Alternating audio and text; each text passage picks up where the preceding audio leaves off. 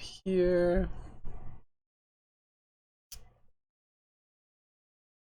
Just trying to get the chat client up too so I can see just in case anybody responds. And now I'm getting the Instagram stream set up as well. Forgot to do that.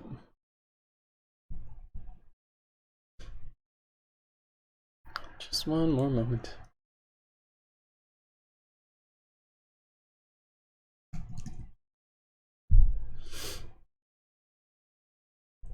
Hope everyone's doing well so far. If anyone's tuning in, give me a shout out in chat. Good morning, good morning, good morning.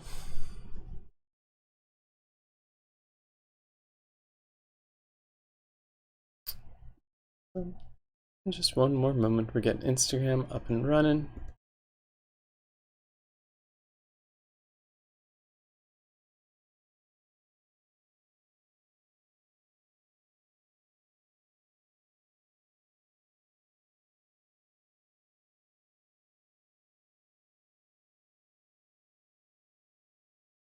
Say again, baby? Yeah. On Instagram? Sorry to yell into the mic. Okay.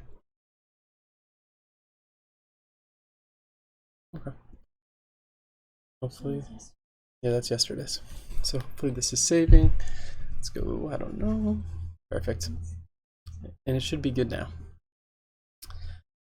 I don't know if my Facebook's working though. It does not look like a Facebook is. Oh, it was working? Okay, great. Beautiful. Alrighty. Well, thank you again for all your patience while we get all the technical wherewithal set up. It's time to get started. Okay. Awesome. Thank you, baby. All right. So we've got the tech part all set up. So thank you all for joining me for this mindful moment. My name is Dan. Welcome. This is a mindful moment brought to you from Dantean Energy. It's going to be about 30 minutes long and consists of primarily an introduction and review from last week, then a brief topic of discussion, then a 10 to 15 minute guided meditation. Then we're going to finish up with a koan, which is a Zen riddle, which will be discussed at the beginning of next week. Alrighty, let's get started. So we're going to begin each class with our opening ceremonies. First, we set an intention. An intention is a dedication or a practice or, a purpose for your practice. And it's just a good way to kind of set the mood for whatever we're about to be doing. So we're going to seal in this intention with a deep breath in and long breath out.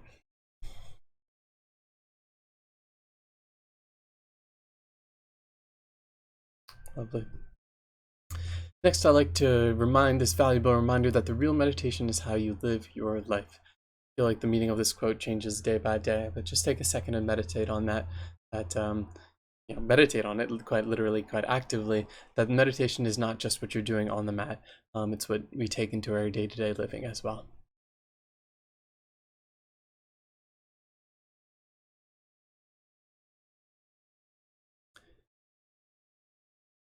So next, I would like to briefly discuss our greetings, or our koan from yesterday. So now it's a greeting wisdom. Yesterday it was a departing wisdom. But the koan went a little something like this. Shunzen held out his short staff and said, "If you call this a short staff, you oppose reality. You do not call it a short staff, you ignore the fact. Now what do you wish to call it?" This is a very similar paradox to the statement is false, or this statement is false. It also points to this dualistic thinking nature that we have. Short, long, good or bad, the reality is what it is. By looking deeply at everything, we begin to see its truer nature. Instead of reducing it down to a single characteristic, we can begin to embrace reality for what it truly is. And that's what I believe this koan kind of stimulates us to think of. One of the common things in Buddhism is not this or that. It is this and that, this, that, this or that. So instead of having just two options, you have essentially four options. And I think that's one of the kind of core tenets of the Buddhist perspective. And next we will again be reviewing our definition, our working definition of mindfulness. And mindfulness is a combination of awareness, equanimity, and concentration. So to review, awareness is the recognition of existence. I know, and I know that I know. Equanimity is the unconditional acceptance of what is now, non-judgment, non-attachment. And then concentration is the intention to keep in the mind's attention the cultivation of awareness and equanimity. And that is what we're going to be talking specifically about today. So what is concentration? Well, in the practice of mindfulness, concentration is the act or power of focusing one's attention or mental effort. Specifically, in regards to meditation and mindfulness, it's one-pointedness of mind. It consists of forcing the mind to remain in one static point. And again, it has intentional, deliberate effort of forcing. So, here's our pillars of mindfulness: awareness, equanimity, and concentration.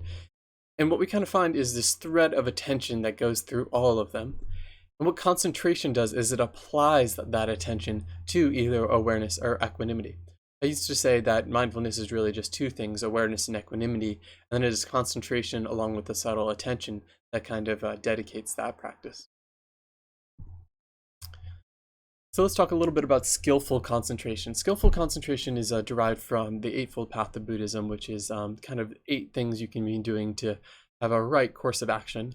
The skill of concentration is concentration or focusing the mind solely on one thing, and it can be whatever it is we do in that one moment. Meditation is a tool for practicing concentration. But when we think about meditation, we think of someone sitting like a pretzel or doing something generally very passive. But meditation is more than sitting. We can practice it doing anything: going on a walk, eating, being with loved ones, doing essentially any activity. Whether it's a chime or a thought or an advertisement, the opposite of concentration is distraction.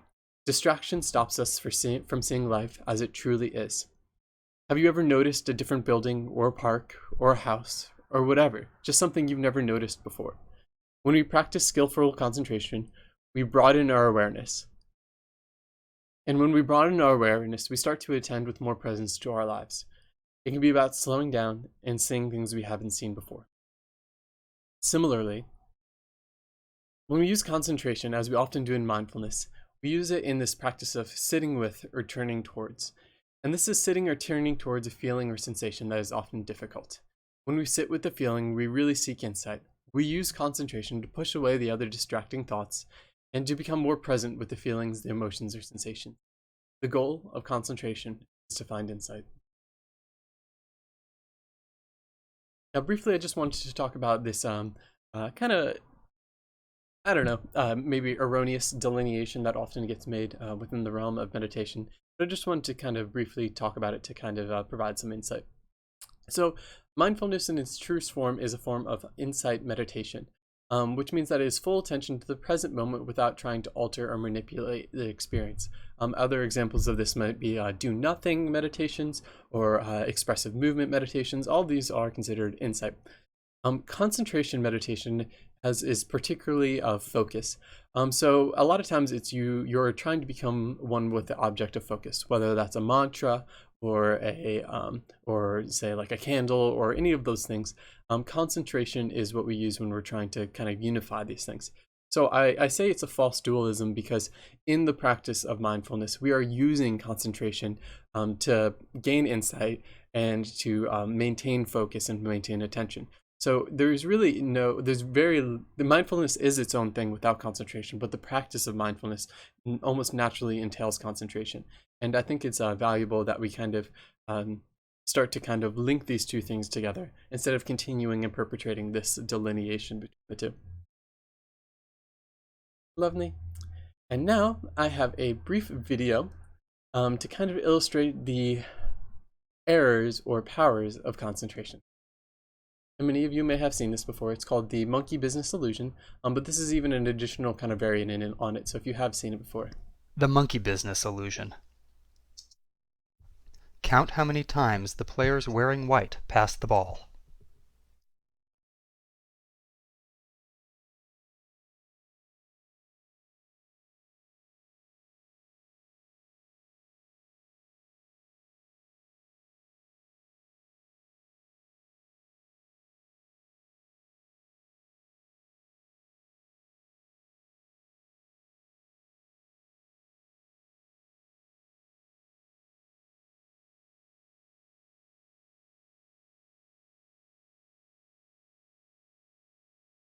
The correct answer is 16 passes. Did you spot the gorilla? For people who haven't seen or heard about a video like this before, about half miss the gorilla. If you knew about the gorilla, you probably saw it. But did you notice the curtain changing color or the player on the black team leaving the game? Let's rewind and watch it again.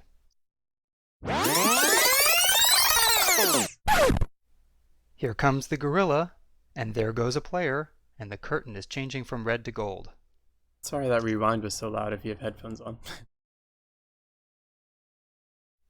When you're looking for a gorilla, you often miss other unexpected events. Exactly. And that's the monkey business illusion. Learn more about this illusion and the original gorilla experiment at theinvisiblegorilla.com.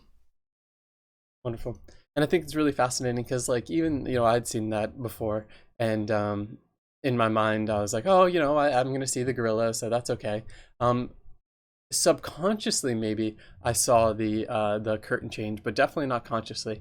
And then it's really fascinating, the player leaving, because at the beginning of the video, there's 6 people lined up, three, clearly 3 white, 3 black, and then at the end, there's only 5. So even if you were just slightly paying attention to the counts, then you would notice. So again, it's a really powerful illustration of what concentration and attention can really do, and how that kind of shapes our reality.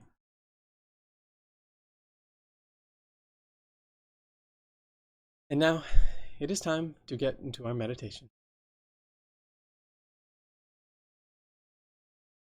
This meditation is called Every Breath Counts, Mindful Exercise.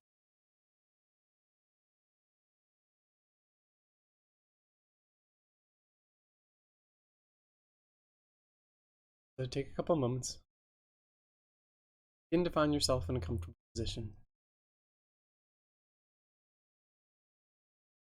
Bodhipska, a Tibetan Buddhist author and professor, said this about concentration. Concentration allows us to really enjoy what we are doing. Whether we are being in the country, or reading a book, writing, or thinking, or talking. Concentration allows us to think more clearly and more deeply. When you first start practicing, we often find the mind wandering quite a good bit. Concentration helps us train the mind by focusing and giving it something to do.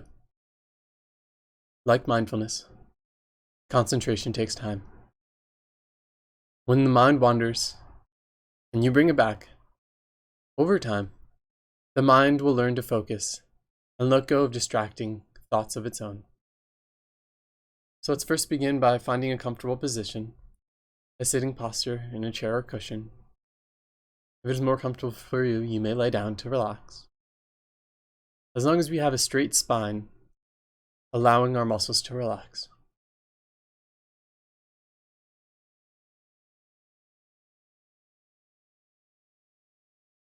And let's briefly begin by checking in with our body.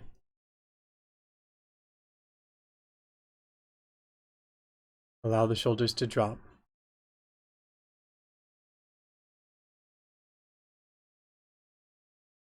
Let go of any tension in the jaw. Soften the muscles of the chest and the abdomen, relaxing your legs and lower body. Inviting in now relaxation.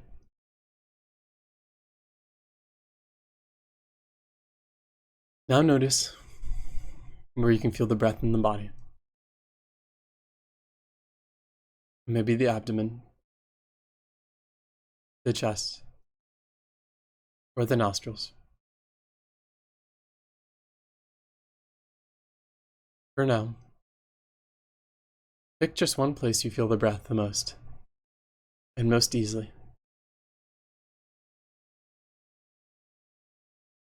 Rest with the sensation of the breath in one spot.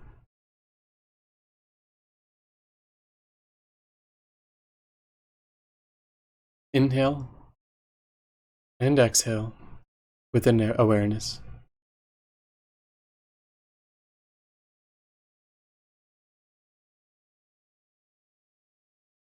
And now, let's begin to count the breaths. Begin counting the breaths. Inhale and exhale with awareness. And count to 1. Inhale and exhale with awareness. And count to 2.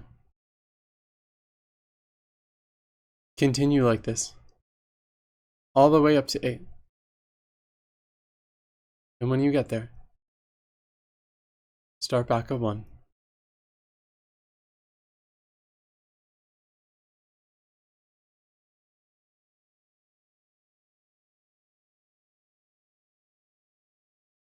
Remember that the counting serves as an aid to practice, giving the mind something extra to focus on. It is not a competition or measurement to see how well you're doing.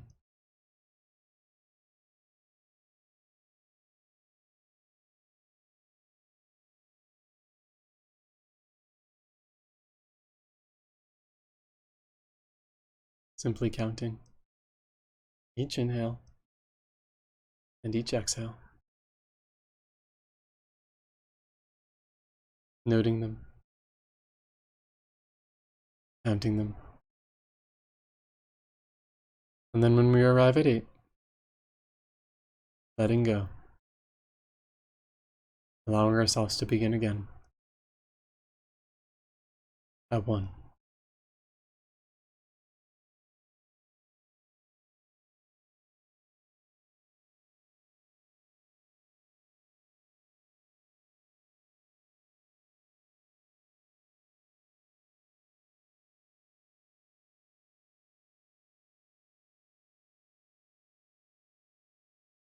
When the mind wanders, just come back to the breath.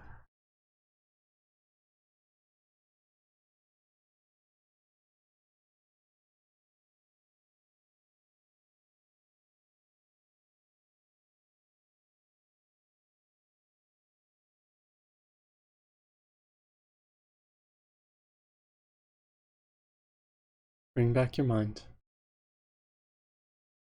your counting breaths as many times as necessary.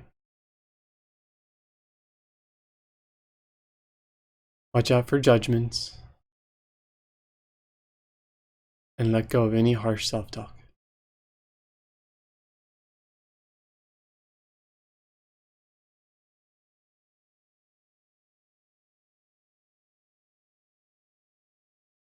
Continue breathing in and out, counting the breaths.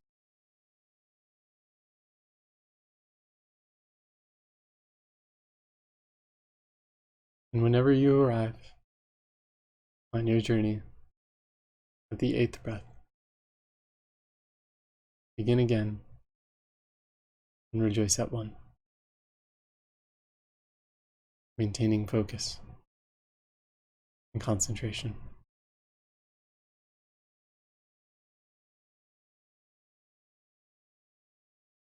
When the mind wanders, notice it. When the mind is concentrated, notice this as well.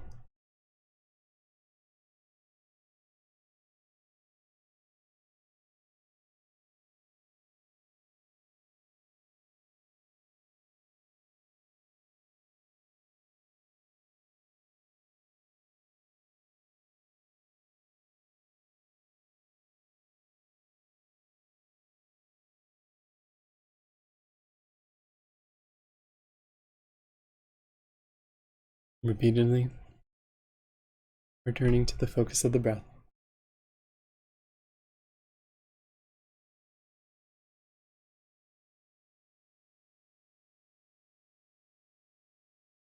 Counting gently, joyfully.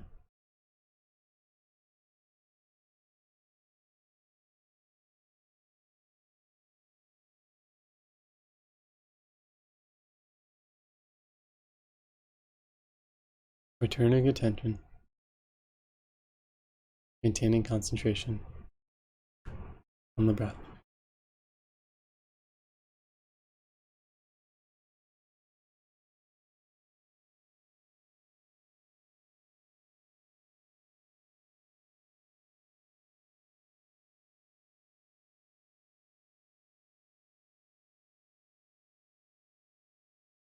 You are doing so good.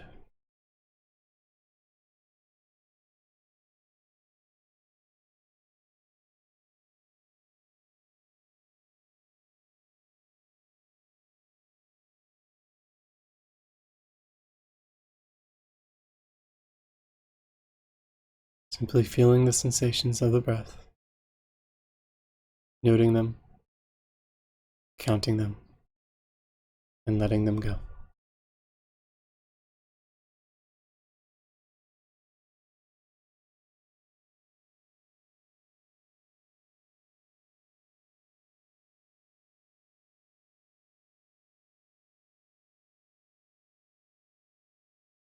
Good.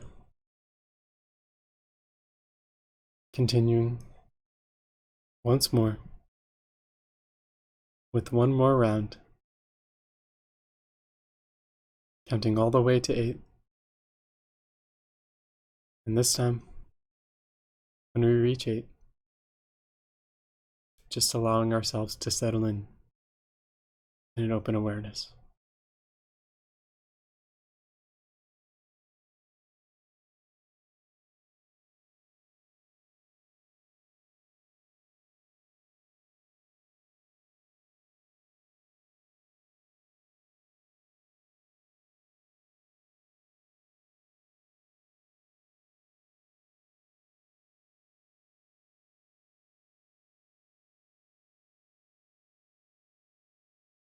Good.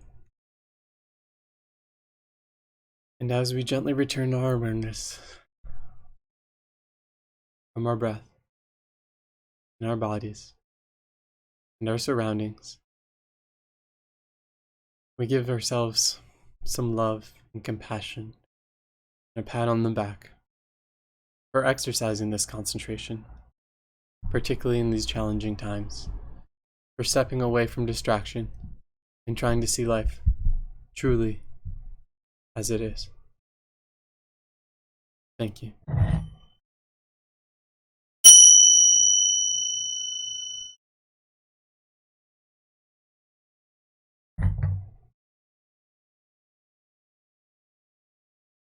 Lovely. And now, as we end each class, I will be ending our class with a koan. This one is often called Kill the Buddha. When asked why he practiced Zen, the student said, "Because I intend to become a Buddha." His teacher picked up a brick and started polishing it. The student asked, "What are you doing?" The teacher replied, "I'm trying to make a mirror." The student said, "How can you make a mirror by polishing a brick?" The teacher said, "How can you become a Buddha by doing Zazen? If you understand sitting Zen, then you will know Zen is about not sitting or lying down. It's about wanting to learn sitting Buddha, if you want to learn sitting Buddha, know that sitting Buddha is without any fixed form. Do not use discrimination in the non-abiding Dharma. If you practice sitting Buddha, you must kill Buddha. If you are attached to sitting form, then you are not yet mastering the essential principle." The student heard this admonition and felt as if he had tasted the sweet nectar. Good. So this one isn't as much as a twister as it is an important lesson, and I feel like it's something we've been kind of skirting around quite a bit. So again, I will begin class tomorrow discussing that koan. Lovely. So thank you all for taking the time. I really, really appreciate you all being here, taking a few moments just for mindfulness and exploring this journey together. Best ventures to you all. Much love and all the best until next time.